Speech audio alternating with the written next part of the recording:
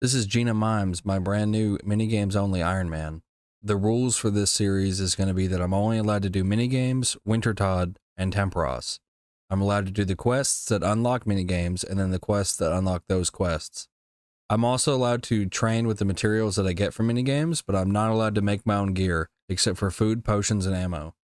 And that's to stop us from being able to play Blast Furnace and maybe Wintertod and then get all the way up to a rune scimitar or whatever.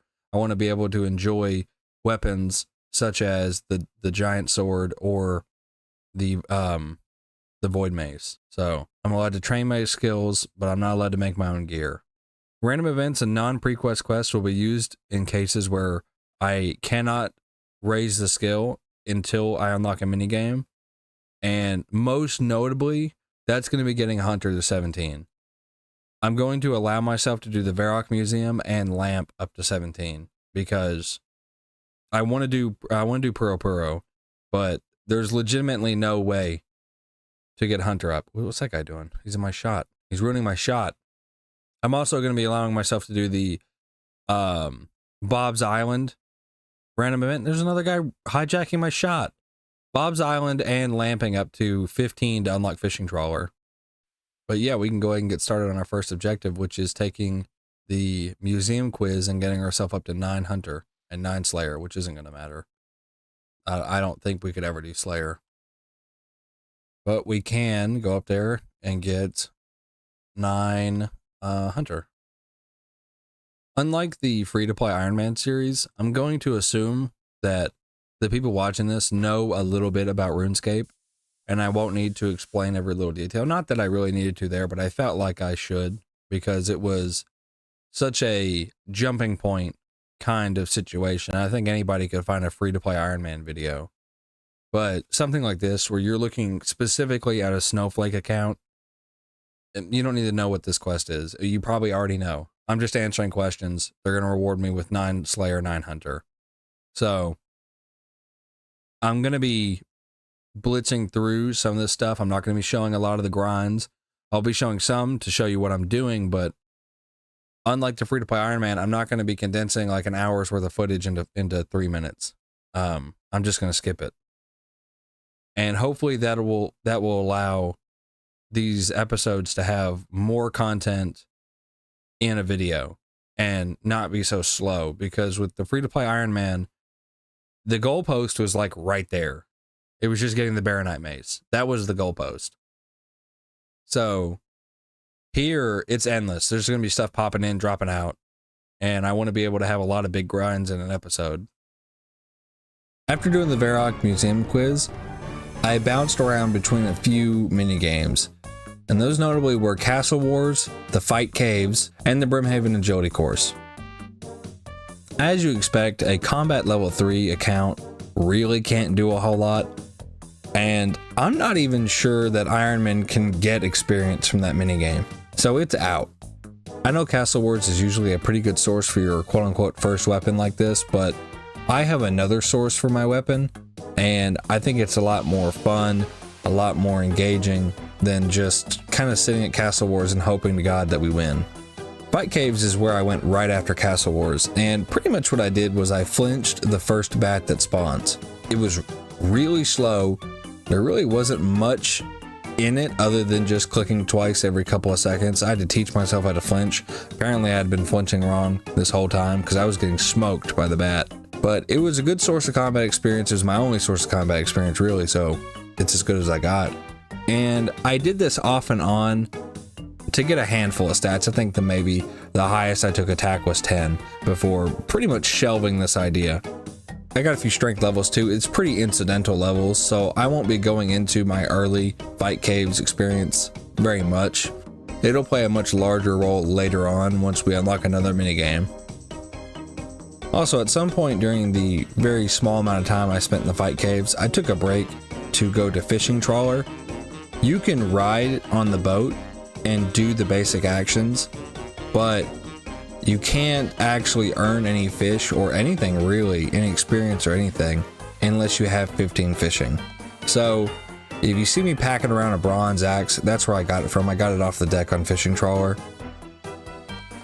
Thinking about it now, it's my only source of woodcutting experience until I get to Wintertod, so I may do a little work, but Wintertod will take care of woodcutting experience, so it's really not necessary until then.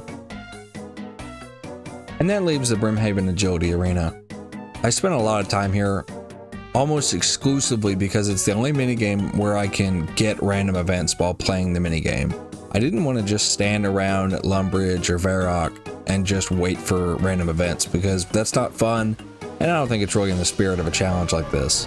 That being said, I got hardly any random events, and in the random events I got, I think I only got one lamp or one tome.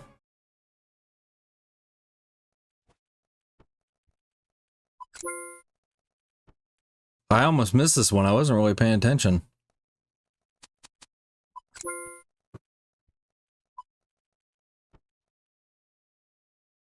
All right, we have our first book of knowledge. I believe I used our first lamp on Hunter, but I'm going to save the book of knowledge using Runecraft. I'm just going to go ahead and go straight into Runecraft. It's going to take way too much effort to get Evil Bob for fishing and junk like that, so we're just going to go right into Runecraft and get started on Guardians of the Rift. We're just over 18 hours in the account, and we're sitting at a cool 41 agility. I'm going to take a pretty long break from the Brimhaven Agility course so that we can start working on unlocking Guardians of the Rift. I was hoping to not have to go into Guardians of the Rift. Oh, hey there. It's a sword. Thank you. I was hoping to have to not go into Guardians of the Rift because I had seen other minigame only accounts go straight there, and I was like, well, I kind of want to mix it up, but we're just sitting and farming random events, and seeing as I have a tome right now, I'd much rather get my rune crafting experience up so that way we can go straight into that. I believe I just need 2 tomes or 2 lamps or a tome and a lamp, something like that. It's not a whole lot, but it is a lot of waiting. And to unlock Guardians of the Rift, we need to do Rune Mysteries, Enter the Abyss, which I don't think is on here. And then we need to do another quest that I can't remember. I'm going to put it on screen if I remember to. But they're pretty easy quests. Everybody's done them. I mean, they're super easy to do.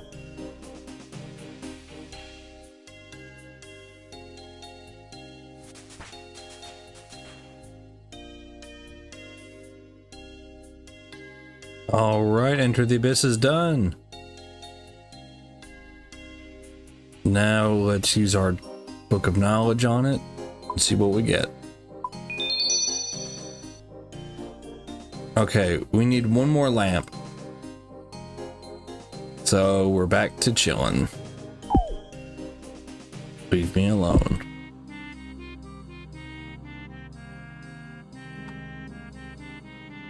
I should have saved that lamp that I had.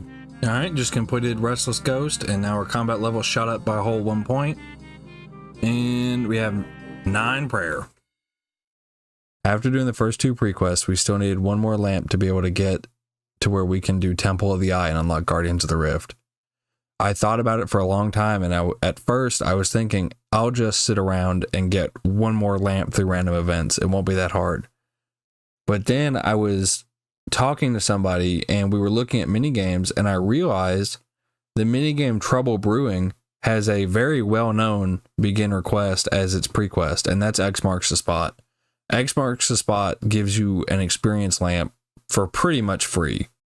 So I went with that. I would have had to done that quest anyways to unlock Trouble Brewing, if I unlocked Trouble Brewing, but I would have had to do it anyways. And it's important to note, during X Marks the Spot, you need a spade. We obviously don't have one. I don't think there's a minigame that unlocks spades for us. So if a pre-quest needs one, we're just going to buy one and toss it. It's pretty much the only way we're going to be able to unlock some of these minigames. And just to get it out of the way, we need a bronze pickaxe and a chisel to be able to do Guardians of the Rift. You get those through the quest Temple of the Eye, and I just hold on to them. I believe that was my only opportunity to actually get both of them other than buying them from a store, especially this early, and I weigh the gameplay and fun factor of doing Guardians of the Rift now versus just getting 2 incidental items later, we'll have better pickaxes, and it's not doing me any favors having that bronze pickaxe. It's honestly quite awful.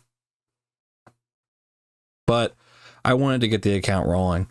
I had been stagnant on this account for way too long, and it was starting to hurt my ability to like sit down and play. So with the lovely background noise of Guardians of the Rift, I can talk about everything that I've done so far. We've spent about 39 hours on this account. I would say about 20 of it has been exclusively for Guardians of the Rift. Just sitting here, mostly mining this rock. And what I do right now, the current strategy is to mine this until it gets about to 60%.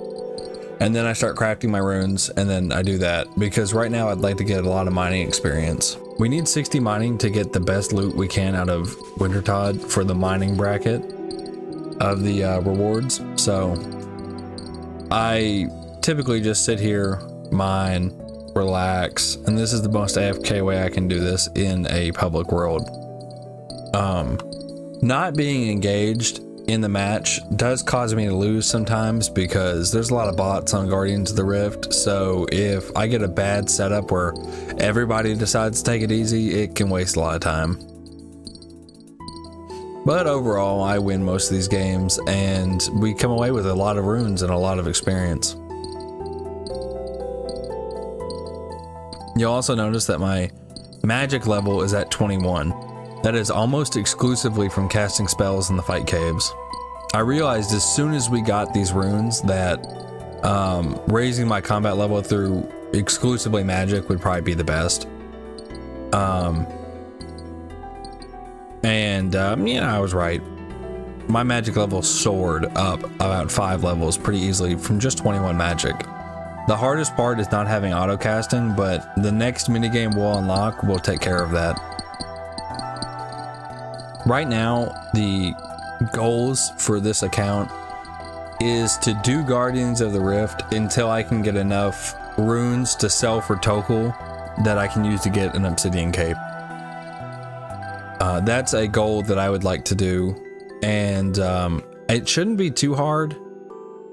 I did the math for it. I'll bring up the math right now for how much it actually is, but it shouldn't be that hard. Mostly it's going to be death runes and chaos runes.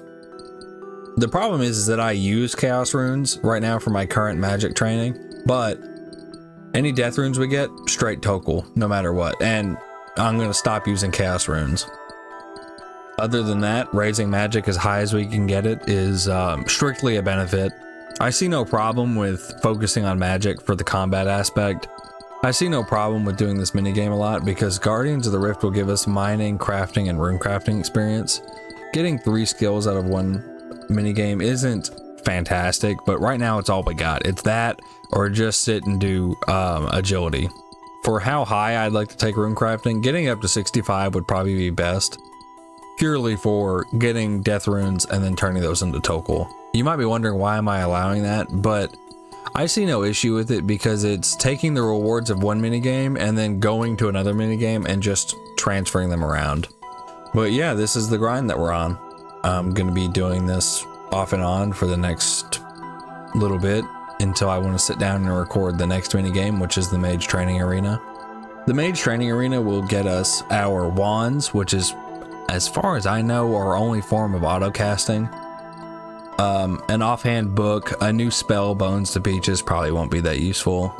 And then a set of magic armor, which will help when we're doing Soul Wars and Pest Control. Alright, now that there's a rune that I want, which is Chaos, I'm gonna get off of the mine and go and craft some. This is a pretty simple minigame if anybody doesn't know about it. It's just mining, turning these fragments into discount pure essence, or discount rune essence, I guess is what the basic one is. And then you just make runes. The runes that I'm looking out for is wind, mind, chaos, death. I can't make death though, and nature.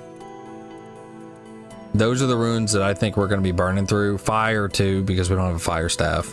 Now would be a good time to talk about the rewards. When we pull for rewards, we need 100 points in each elemental and catalytic per game will make 1 point in each respective type for the rewards. So 100 elemental points makes 1 elemental rewards points. 100 catalytic points makes 1 catalytic reward point. We need 1 of each point to be able to pull from the rewards. One point of each type is 1 pull. Right now my pulls are a little imbalanced. I think I have 25 elemental and 19 catalytic. So I'm going to be focusing exclusively on catalytic right now, which is hard because I don't have all the catalytic runes unlocked. Like, I don't have the cosmic rune unlock. I need I think it's the Lost City to do that. I need to go to what's it called? Zenaris, I think that's what it's called. It's the place with Puro. I just haven't had a chance to do that. The crafting experience is going to be a big help because we're going to need crafting experience to make our own enchanted jewelry. I'm teeter-tottering on allowing enchanted jewelry, but for right now, in this mindset that I have right now, I think it's fine. It's going to help out a lot, and I don't think it's going to really hurt the gameplay loop since me making it's the only choice I have. And this portal that pops up, this like yellow swirl, and then here it is, that takes you to a special rock, which gives you the already completed, what are they called? If it wants to give me some. The already completed Guardian Essence, which just cuts out the middleman of crafting, and it's worth going for every time it pops up. All right, we can do 21 pulls. Let's just go ahead and do that to cap out this video. I was going to show footage of the first 21 pulls that I've done on this minigame, but we didn't get anything really that good at all. And it's so spread apart because there's 2 different mindsets. I can either pull as I get the points to help speed this along. Like, let's say if I get a giant rune sack or I get an abyssal needle or something like that, items which would help me rune craft faster. But there's also saving up for content. And so I would save it to about 10, pull, get nothing, and then lose the recording somewhere on my hard drive. So I'm just going to show you the total we've gotten from, I want to say, about 20 hours of Guardians of the Rift. That number could be widely inflated. These pouches are ones that I got from the quest. And then here are all of our runes, whether I crafted them or pulled them. Obviously, I used quite a number of them, especially chaos runes. I used quite a number of chaos runes on just grinding, wind runes, stuff like that, earth runes, water runes, any of the basic, combat spells. I use them quite a bit, just grinding out my magic, and these will drop like a stone when I get to the mage training arena, especially stuff like nature runes, whatever's used for telekinetic grab. Why did I say it like that? Whatever's used for telekinetic grab. There's also enchant, bones to bananas, junk like that. Anything used in those, we're gonna just blow through them. But for right now, let's go ahead and get 21 pulls out of here. We might get a pet. I don't expect to, but we might. Pretty good. Large pouch is actually really good. Ooh. Okay, this is actually really good. I can't use either one of these yet, I don't think, but that's pretty good. A lot of nature runes, wow.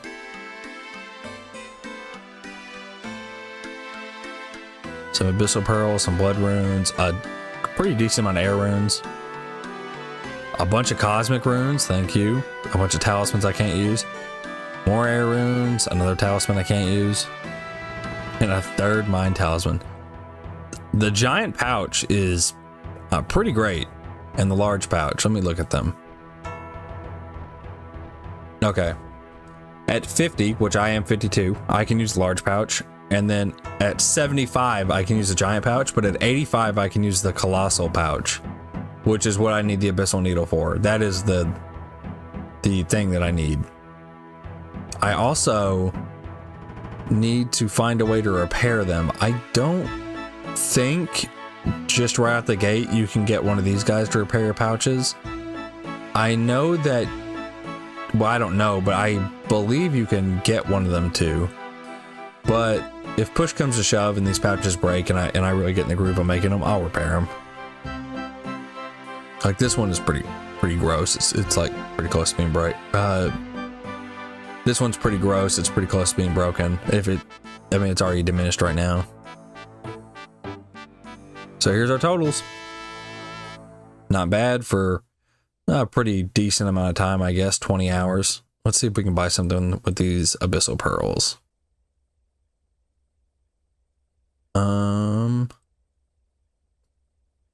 No, even the cheapest thing we're still pretty far off from. This should be the end of episode 1, so if you made it this far, I really appreciate it. I put a lot of work into this episode, a lot of hours, and sadly, I was putting off actually editing the episode.